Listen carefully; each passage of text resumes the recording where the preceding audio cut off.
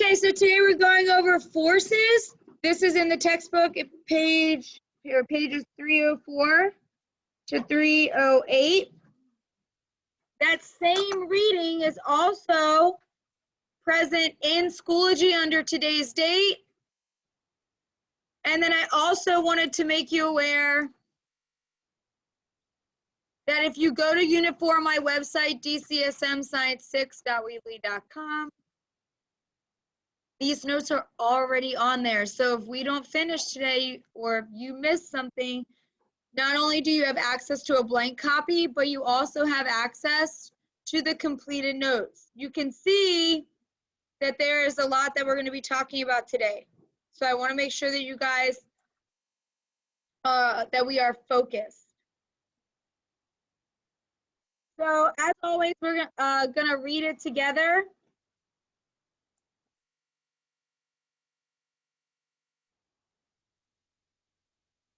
And for the purpose of this class, I'm going to read it just so that it's on the video, and I want you guys following along with your finger or pencil. Pen, just don't write in the book, okay? So everyone needs to be on 308, or 304, sorry, 304. Hiya! And what we're going to do is break this into segments. So after we read a segment, we'll take the notes on it and move forward, okay? What I do suggest you have is a highlighter, because the definitions I'm going to be highlighting, you have the ability to do that as well. I'll give you a second to go grab one.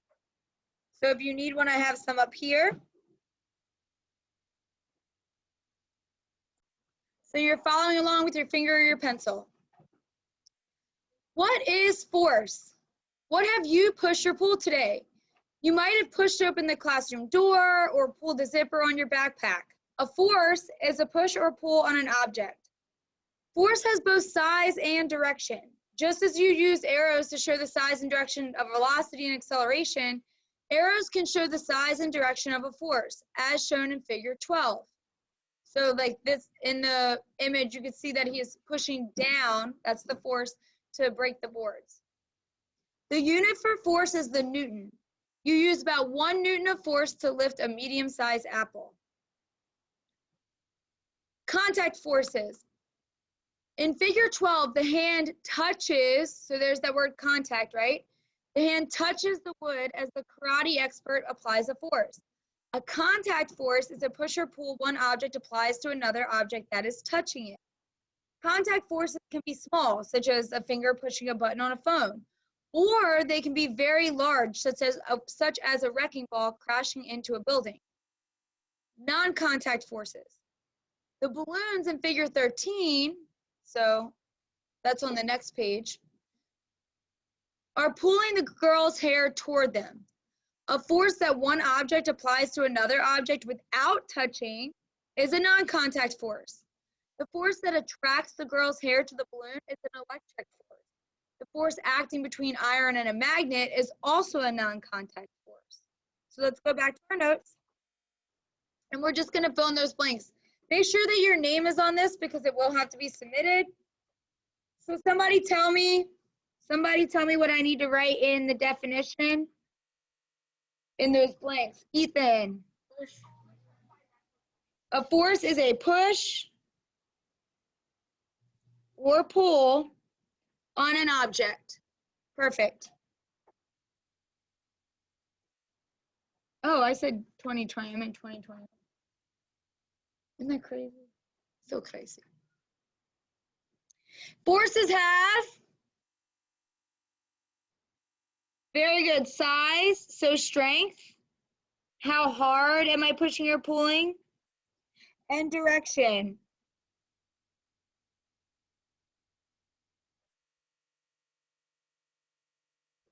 Which direction am I going with that force?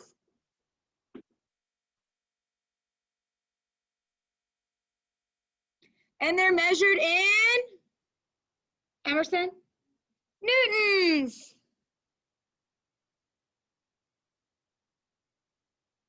After Sir Isaac Newton. I'm going to highlight our definition here. And I also just want to make a note to pay attention that they have size. So a number and a direction. I have to indicate what direction I'm going in. Yes, sir.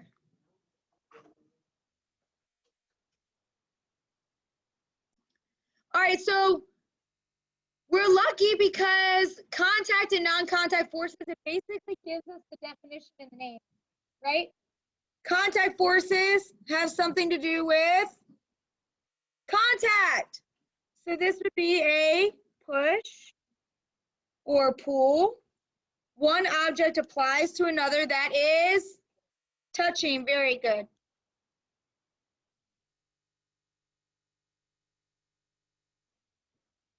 And I'm going to go ahead and highlight my definition as well.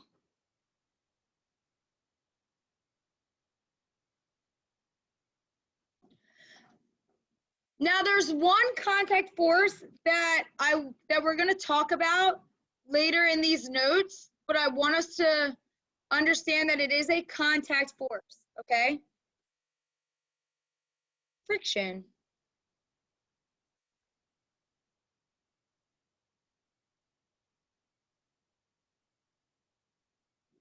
When I'm trying to slide on the wooden floor, right? Eventually I come to a stop, right? If I were to slide on this, I'm eventually going to come to a stop because friction is pulling me backwards. Does that make sense? But I have to be touching the floor. Have you ever played air hockey? Why do you think that the puck never stops? Because it's not touching, right? So friction is actually a contact force. It's in contact with something that is resisting the backwards to make you stop. Give me another example of, and they could be big or small, of contact forces. When I touch something that I have touched or you have touched that will make something that is a push or pull. Think about things that you did this morning when you got ready. Caroline? Very good. Opening a door.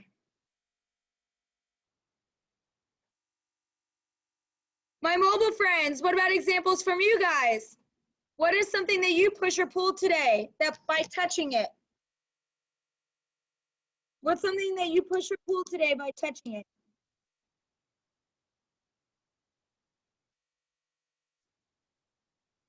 Or over the weekend? Yes, Mazzy? When you push a chair in. Push or pull a chair, right, gentlemen? Opening the door for ladies or pulling their chair out, right? Be a gentleman. I can tell you guys right now, my mobile friends, when you guys logged in this morning, what were you pushing? When you logged in this morning, what were you pushing? What do you think?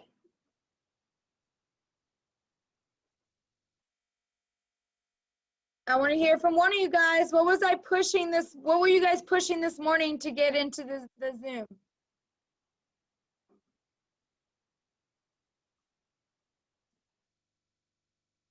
Yeah, your mouse. Very good. So your mouse or your keyboard. So I'm going to say typing on a keyboard or clicking a mouse.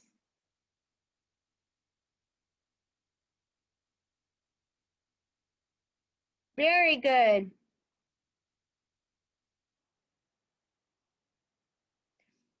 Texting a friend. Texting is an example.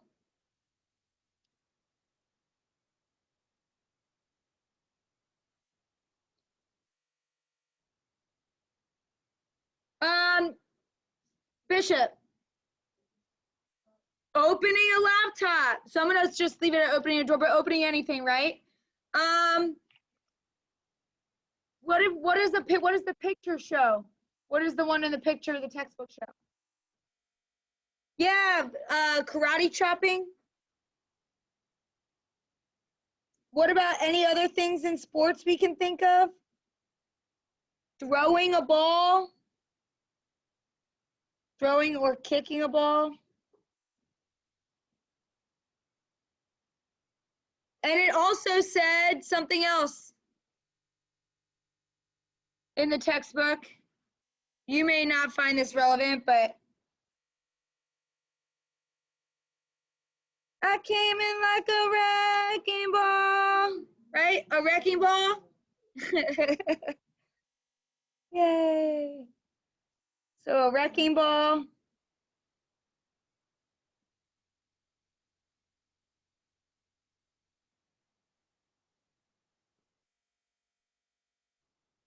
Tug of war, right?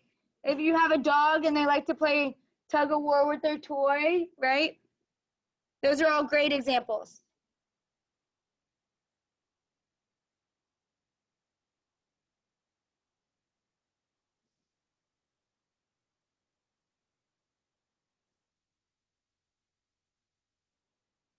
So what would a non-contact force be then? Non-contact.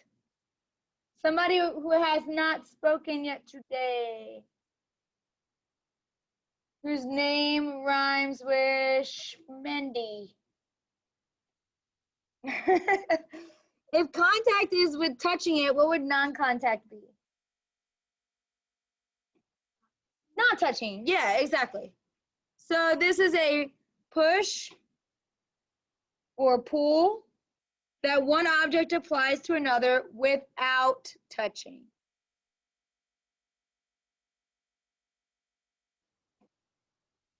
Very good.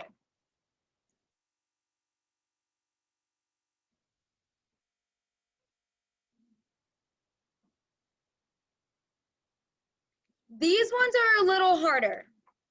What did it say? If we look back at our reading, what was one example that it showed me? Yes. A magnet, very good.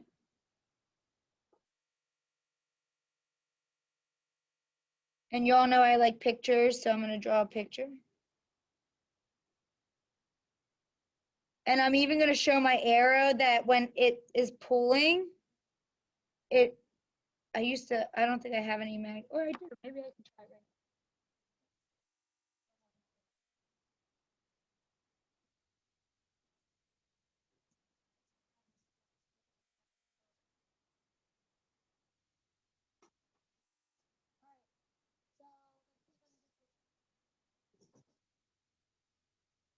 Here I've got a magnet. I don't have to, look, I didn't even touch it, right? Magnet, I've got a good inch between me and this magnet.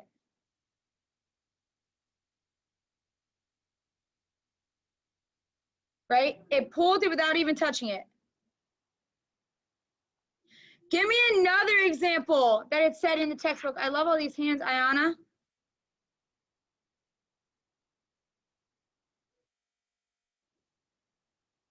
Yeah, what is that called when the balloon pulls on your hair? Not friction, because friction is touching, right?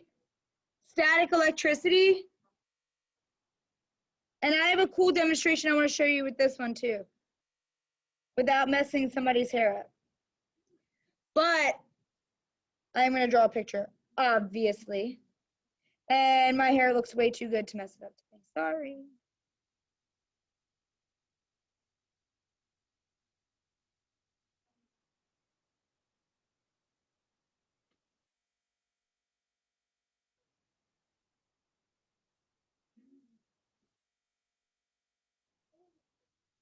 That's a balloon. It's pulling her hair.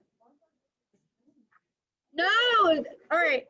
No, it's pulling her hair. Whatever. Stop judging me. So here's my example. I've got some sugar right here, and I'm going to try to make it so that it's visible for my mobile friends. All right, so hold up. Are you talking about my veins? I'm good. I'm hydrated. Now, all right, so watch this. Ready? I'm going to rub this on Caroline's head. Rubbing it. Oh, look, it's pulling her hair. Rubbing it. Now, I'm not touching her hair, but it's still pulling it, right? Now, here's another example. Watch. Do you see how it's pulling it? Did you see it? Let's watch. I'm not going to get this in your hair. Let's try it one more time. Ready? I want you to pay attention to the sugar. It's never pulled the packet up like that, but let's pay attention to the sugar. All right, watch. Watch. Rub it, rub it, rub it. Rub it, rub it, rub it. Looking good. Here we go. Watch. Do you see how it's pulling it without touching? So, thank you very much, my love. Clap it up, clap it up. Now, it was pulling on her hair, right? We all saw that.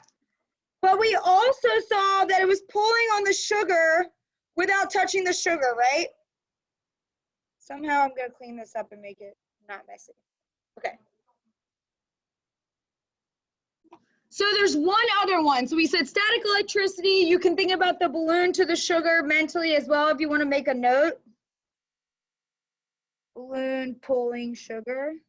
If that will help you to remember what we just demonstrated. And then there's one that is the biggest non-contact force in all of the universe. Think universe here, big picture. Carlos. What is the invisible rope that keeps us where we are in the universe? Gravity! Very good. Gravity! Now, I want to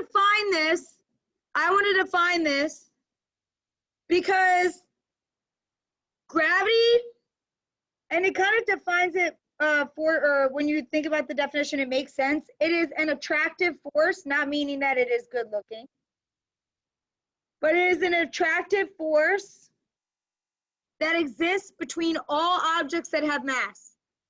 Like everything is going to be pushed or pulled down to the earth, right? Didn't we talk about that when we talked about gravitational potential? Everything has, because the earth has more mass than all of the objects on it, we are pulled towards the center of it. Does that make sense? The earth has more mass than we do, than this lid does, than my phone does, than the desks do. So it pulls us towards the center of it. The sun has more mass than the earth. So the earth is pulled towards the sun. Does that make sense? This also explains why the earth has one moon. Do you know how many moons? What's the biggest planet? Jupiter has most mass. How many moons does it have? 67 moons. It has 67 moons because it has more mass, more gravitational pull, right? So the idea is more mass, more force. Okay, the object that has more mass is going to have more force, which also makes sense when I think about things like tug of war. You know what I mean? When you have more mass on one side, typically it means that you're like, you can't have that guy. He's got too many muscles. We need somebody else on this team, or girl, right? But gravity is not touching. It's like an invisible rope. So this is an attractive force that exists between all objects that have mass. And remember, mass and weight are not the same thing.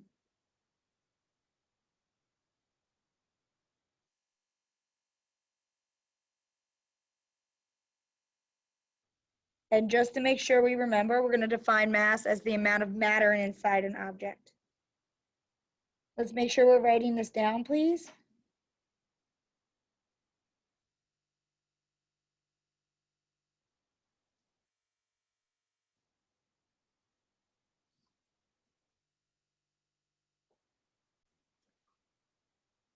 All right, so we just discussed contact forces, non-contact forces, and specifically now we're going to talk about gravity, that non-contact force. Here's our friend. That was Caroline. Right there. It doesn't look like you, but it was, you know. All right, so let's read this together. You're following along with your finger or your pencil. Gravity, a non-contact force. When you jump off a step, the force of Earth's gravity pulls you toward Earth. Gravity is an attractive force that exists between all objects that have mass. Mass is the amount of matter in an object. Both you and the Earth have mass, so both you and Earth pull on each other. However, which object has more mass? Earth, right? So we are pulled more by the Earth than we pull on the Earth, right? Okay. The law of gravity. Remember, does anybody remember the difference between a law and a theory? Scientific laws, they blank. Theories, on the other hand, they say. Do you remember? All right, what is it, Emerson?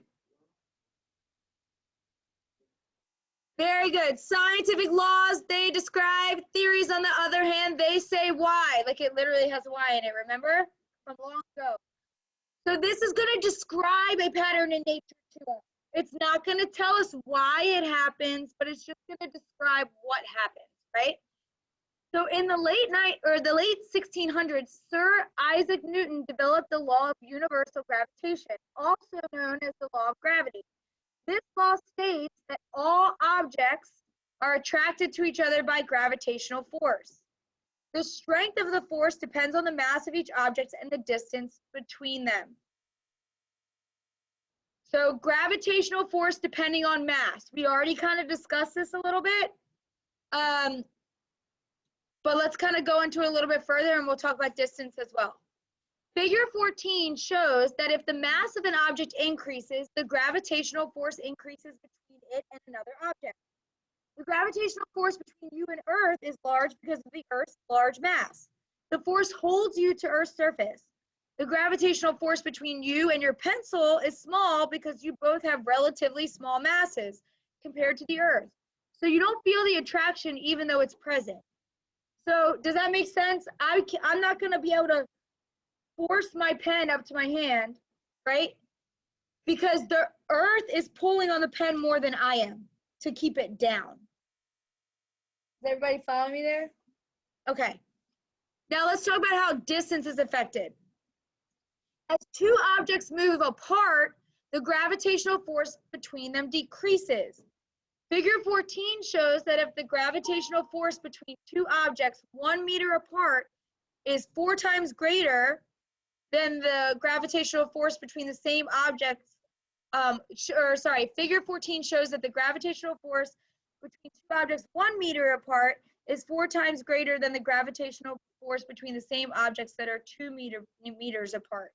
So we're down here, right? That's figure 14. Okay, so the idea is that if you are closer together, the pull is greater. There's more force. The further apart you are, the less force you have to pull. Does that make sense? Okay. So I want to go back to our notes. And we've got our law of gravity up here. I'm going to go ahead and highlight this. Because if it's a law, it must be important, right? All objects are attracted to each other by a gravitational force. Good job. Just like me.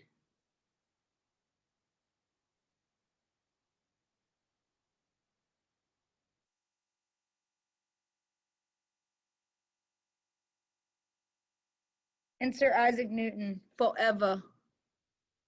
We are attracted by a gravitational force.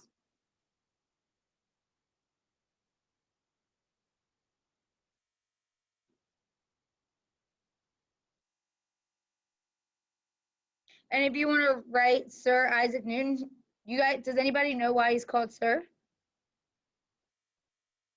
Yeah, he was knighted. Just like Paul McCartney from the Beatles, he was also knighted by the Queen. So strength of that gravitational force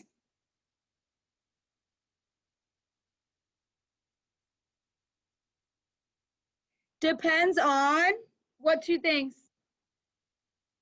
What two things? Mass and distance. Very good. Mass and distance.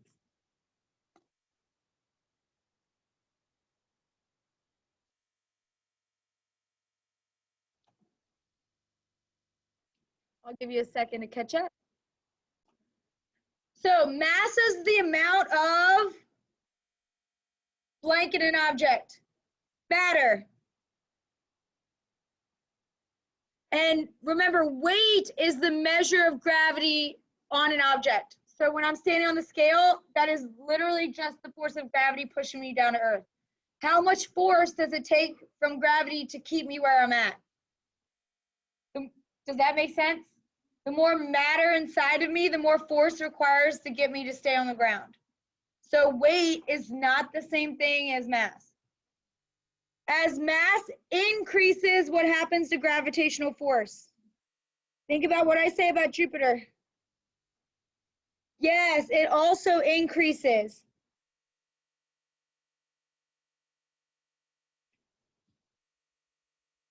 I want you to think about gravity as an invisible rope here.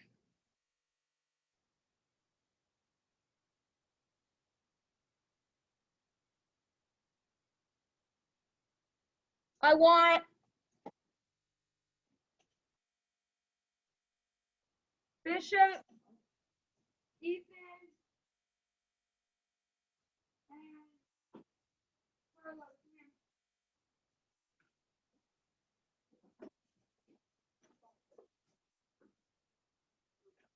We're gonna play a game of tug of war. I want you to think about tug of war. I want you to think about tug of war.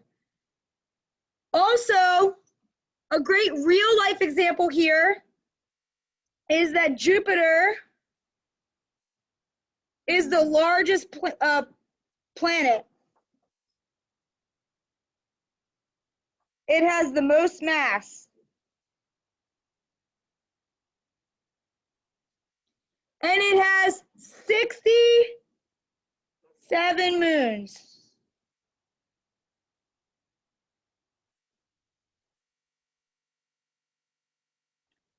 Its mass is so large that it pulls 67 moons, whereas the Earth, in comparison, is not as large. Now, some of you may say, well, what about the planets that have 2 moons, right, and are smaller than Earth? You can think about that, like, but also like Venus, for example, is closer to the sun, so there's that gravitational force as well, right? Now we just talked about distance, so I want you to think about the demonstration I just showed you when Bishop and I were holding the rope, right? When Bishop and I were close, was it easy or hard to pull? Easier. When I increased that distance, so as distance increases, what happened to the force? Distance-wise, was there more force, so it was easy for me to pull him when we were far away, or was there less force and it was more difficult? Less force, right? Bishop, can you confirm? Okay, so it decreases.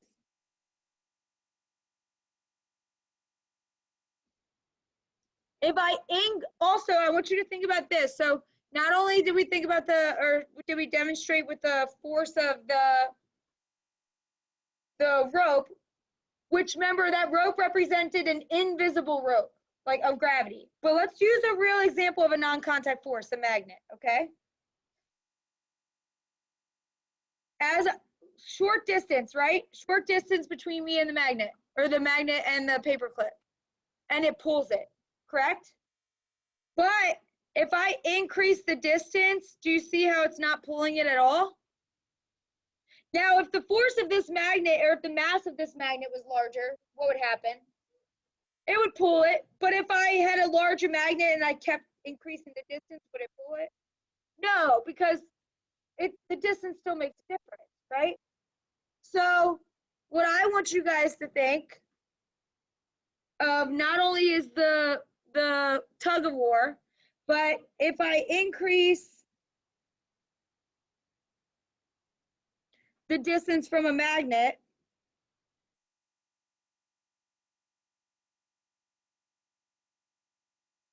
which is another invisible push or pull.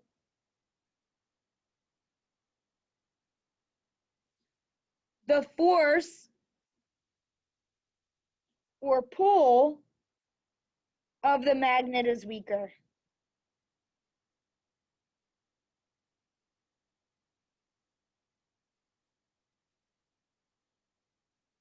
In this case, distance does not make the force grow fonder.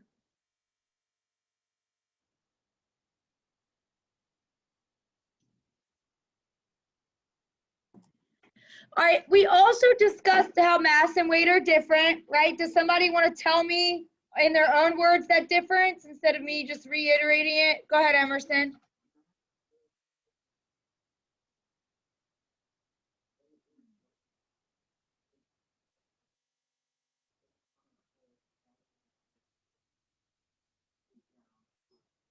Very good. So mass is that the amount of matter, whereas weight is the amount of force it takes for gravity to push you or keep you on Earth. So I want to talk to you about friction. I want to talk to you about friction here.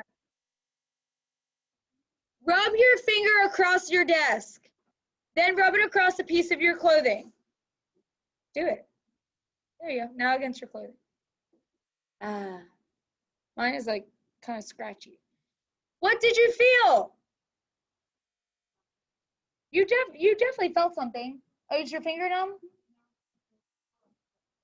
You felt some form. You felt, what'd you feel? You felt more resistance on the desk? So it could be depending on what you're wearing. So it's easy to run your finger over your desk because it's smooth. But on your clothes and even on your desk, you feel that force of friction, right? At some point you start, like if I drag my finger across my desk, you can see how my, watch my fingernail. See how it's like pushed? Like it's, or you guys can feel it too. It's pulled back this way, but my finger is moving this way. You know what I'm saying? Okay. My desk is slightly different than yours, but the point is the same. On your clothing, you felt a force called friction. Friction is a contact force that resists the sliding surfaces of two surfaces that are touching. Rough surfaces or materials tend to produce more friction. I want you to think about when you're sliding on this floor versus when you're sliding on a carpet, all right? It is easier. I'm going to go further now than I would on the carpet.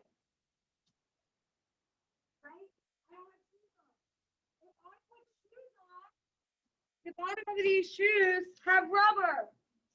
The bottom of these shoes have rubber. So what do you think the rubber is going to do? Increase the amount of friction, right? Because I've got a smooth surface of my socks. Or same thing, if I was just using my feet, my skin would have more friction. Watch.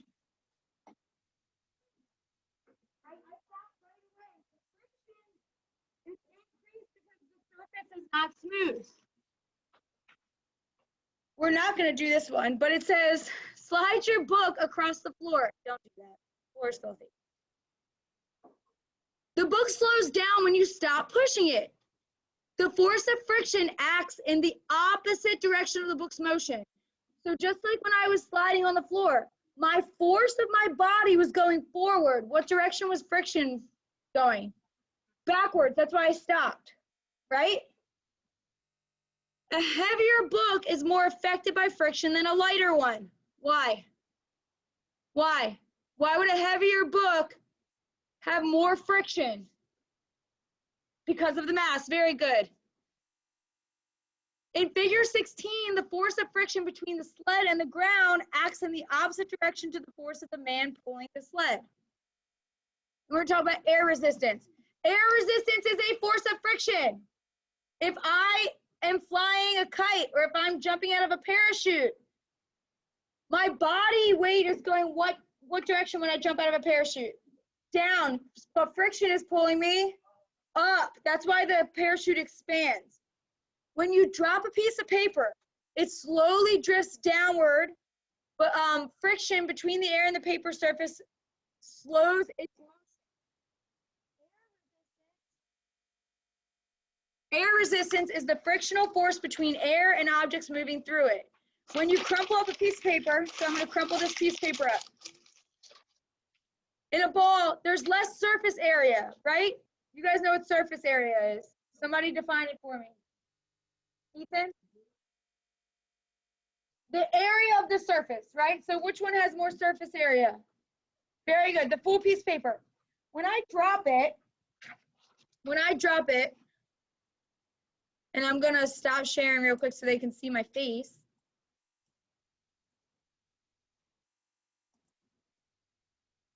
When I drop this, guys, which one's gonna have more air resistance? The paper, because it literally has more surface where the friction can reach it. So do you see how the air was pushing on the paper more this way? Let's do it again. Right? So the air was resisting this piece of paper more because there's literally more area for it to be pushing up against.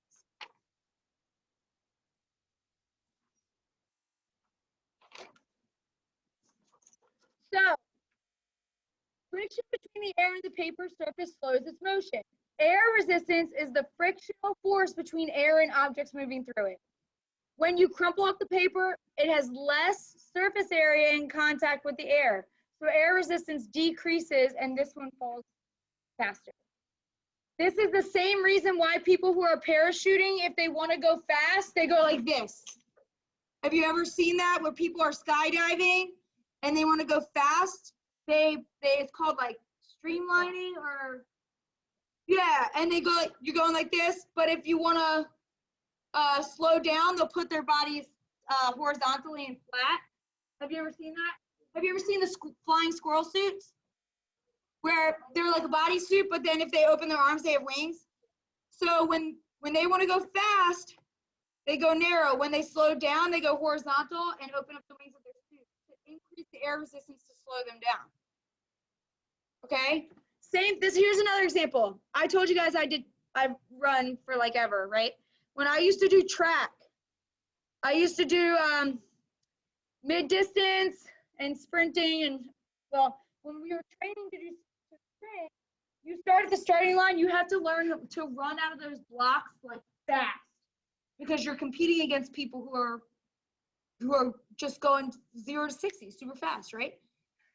So one way to help us to train our bodies to jump out of the gate fast, they would tie a parachute to the back of our waist. So when we would run, we would start as fast as we could, but then feel a resistance pulling us back, and we'd have to overcome that resistance. So that when we were in a race, we got to race without the resistance, almost like a dog without a leash, right?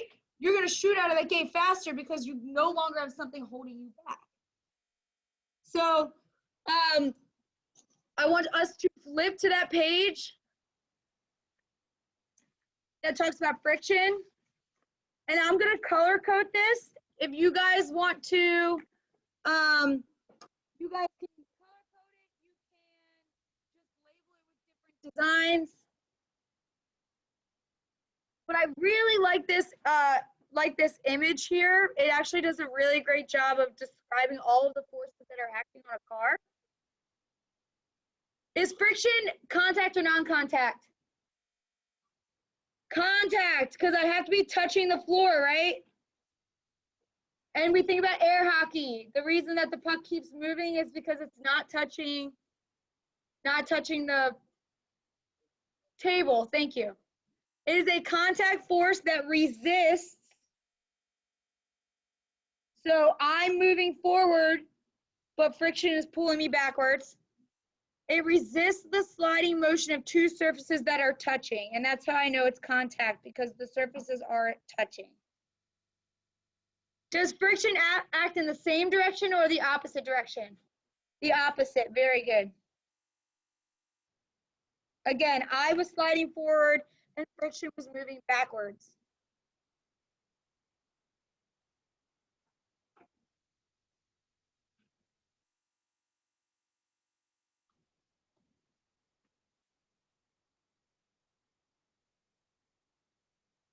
Now here I have my car. So if you want to get multiple colors out, you can feel free to do so. If you don't have multiple colors, rock what you got.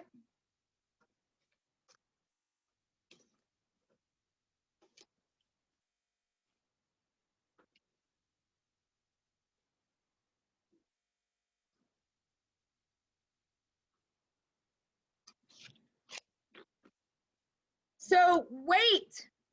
Which arrow do you think is the weight? Emerson. Very good. The weight is the arrow that is at the bottom of the car. So if you just want to label them, like you can label this one weight. It is that force of gravity pushing the car down. Which arrow do you think is the driving force? The driving force. Ayana. The one in the middle, right, the car literally pushing forward.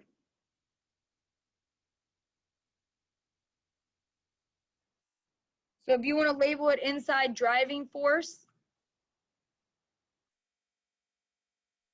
Which one do you think is friction? This one's a little bit harder to see. Caroline? Yes, the one underneath the tires.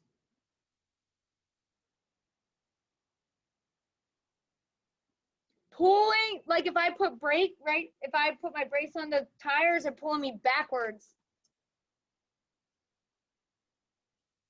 What about air resistance?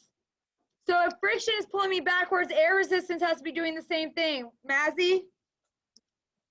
The one at the front of the car, very good. And my reaction force, a reaction force is just earth reacting to my motion, which seems, it's this one inside the wheels.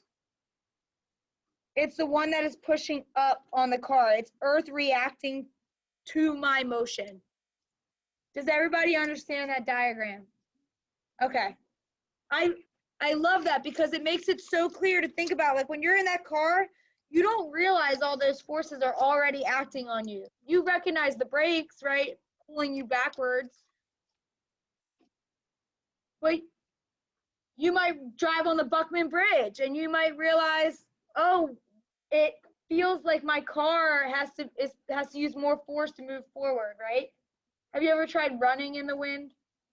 And you're like, you have to, I always tell my cross country runners, pump with your arms more when you are running in the wind. Because you have to apply more force, right?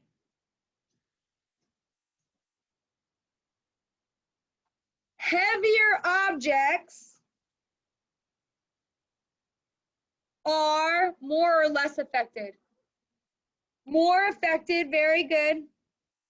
Because they have more mass. So because they have more mass, they require more. Which is an example of? If something has more mass, it requires more. Not just more friction. Friction is an example of a what? Force, right?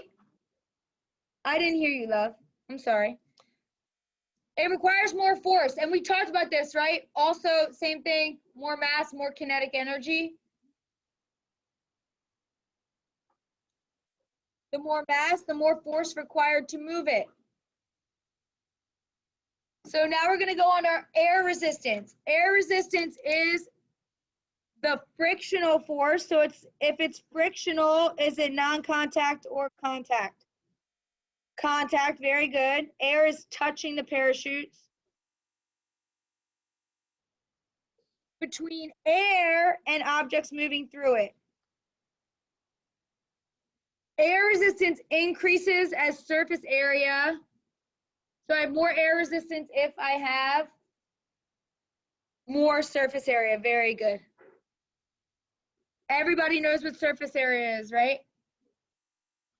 It is that amount of space on the surface of an object. So what I want, we're not done yet. What I want you to think of is the surface area of this guy is less than the surface area of this whole parachute. Because think about it, right? There's the surface area of the guy.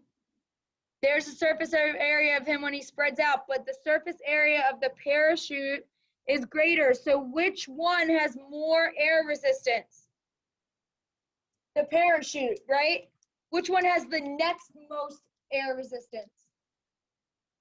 The glider, right? And then the guy by himself. Very good. Yeah.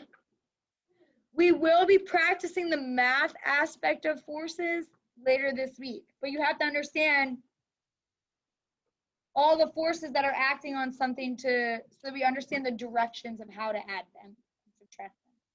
So that's what we're going to do real quick right now, okay?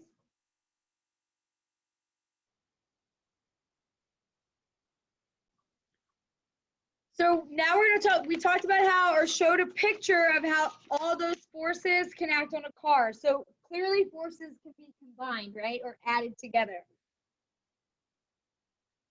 Combining forces. Suppose you need to pull your desk away from the wall to get something that fell behind it, such as my mercury magnet. When you pull, the desk will not move, so you ask a friend to help you. With both of you pulling, you have enough force to overcome the force of friction, and the desk moves.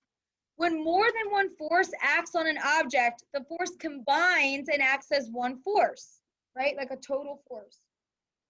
So the sum indicates what mathematical operation?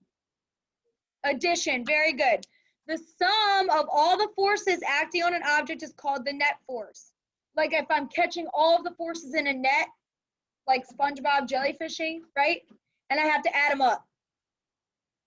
Figure 17 shows how forces acting in the same direction form one net force. So you see this guy? He is applying 100 newtons of force, but this guy is applying 150. So what would their sum or total net force be? 250 newtons, right? Okay, it gets a little more complicated when they go in opposite directions. So you guys have been working in math or have worked on adding and subtracting negative numbers, right? That's all we're doing when we balance forces, is adding and subtracting negative numbers. When two forces act on the same object in opposite directions, as in figure 18, you must include the direction of the force when you add them. So if it's positive, it's going to be going forward, and if it's negative, it's going to be moving backwards. Or to the right, like a number line, right? Positive is to the right, and to the left is negative. So if it's going to the left, it is a negative force. Does everybody understand that? Okay. The positive direction is usually to the right.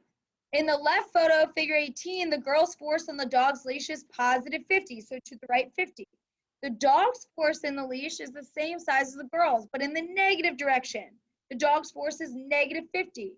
So the net force on the leash, 50 newtons plus negative 50 newtons is 0 newtons. So nobody's moving. Nobody moves. That was a lot of force. Balance forces. If the net force in an object is 0 newtons, the forces acting on the object are called balance. Like nobody's moving. There's no bigger difference one side or the other. The net force on the leash is 0 newtons, so they are balanced.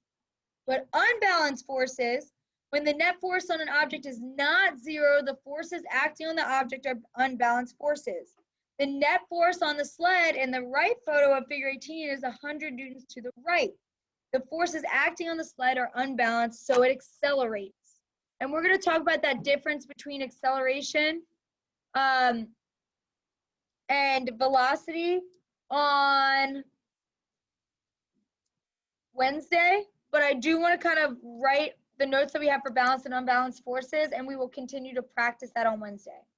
So in your textbook, you'll see unbalanced forces and acceleration and balanced forces and constant motion, talking about how that's affected by changes in speed and direction. So again, we're going to talk more about this. And I have a short video to show you guys, but let's go ahead and take notes on what we have discussed. So net force is the sum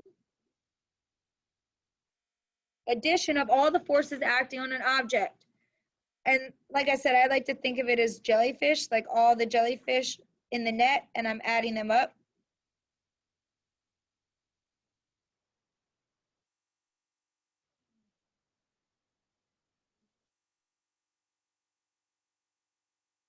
Right? I'm adding up all those forces.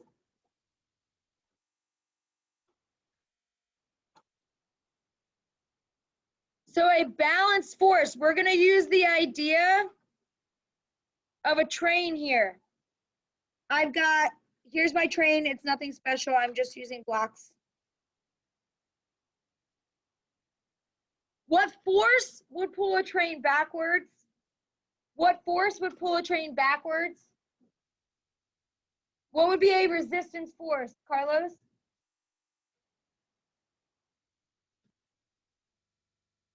It's the F word. The other F word. Friction! Very good. I know Mr. Corlew does that with fractions with you guys. Or not you guys, but I know he says that. You guys have Miss Ellis, right? So friction, we're going to say is if it's pulling them backwards or to the left, is it positive or negative? Negative. So I'm going to say friction is pulling backwards with negative 25 newtons. But the force of the engine is positive 25 newtons.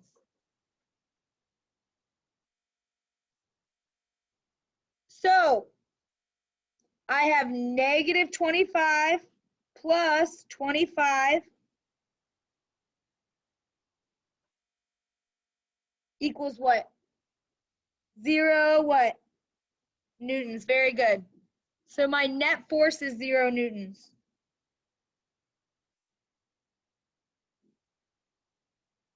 I want you to think about it as a number line. If I'm going negative, I'm to the left. If I'm going positive, I'm to the right. I am, so what does that mean if it's 0? If it's 0 newtons, what's the motion of this object? What is the motion of the object if it's 0? Mazzy? What do you think? If it's 0 newtons, I forgot to add the arrow there. What do you think? If it's 0 newtons, think about the dog on the leash. It's not moving. It's resting.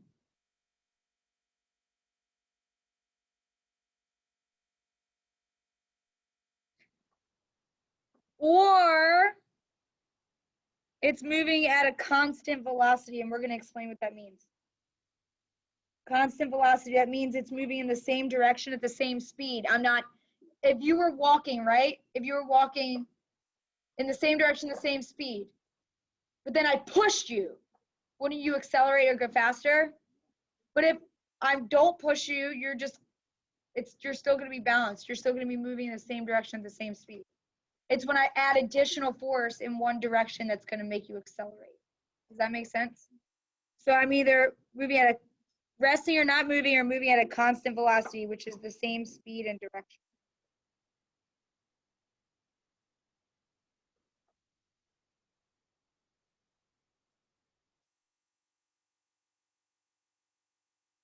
Make sure you have this, because we'll be using this all week. So if it's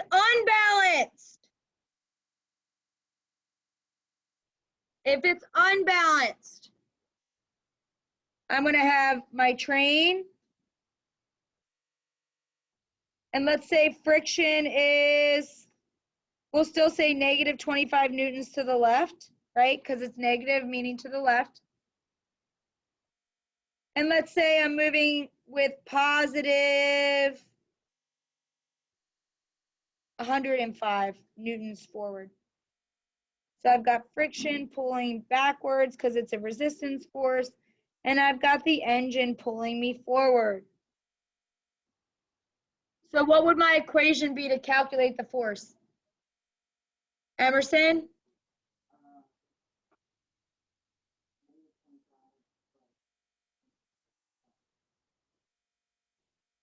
What does that equal? What's my net force? 80 newtons in what direction? Forward. Very good. So my net force, and I have to imply direction, equals positive 80 newtons to the right. Does everybody understand that?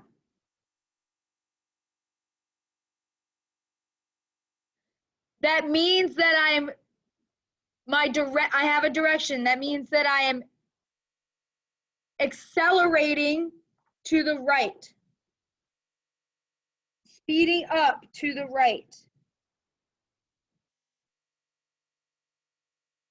Does everybody understand that? We're going to talk more about the difference between velocity and acceleration. So hold on to these notes for me. If you missed anything today, you can find it on my website or the YouTube or Schoology or Schoology, however you pronounce it. Schoology. I say Schoology too. You guys were very focused today. Great job. Great job.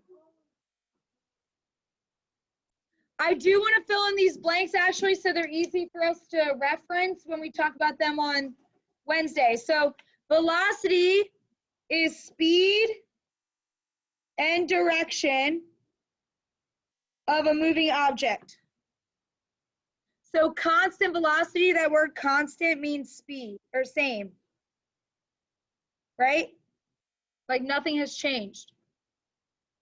Acceleration means that there has been a change in velocity, meaning that there has been a change in speed and or direction. Typically, if I change direction, I slow down. Have you been in the car and when your parent takes a turn, don't they slow down?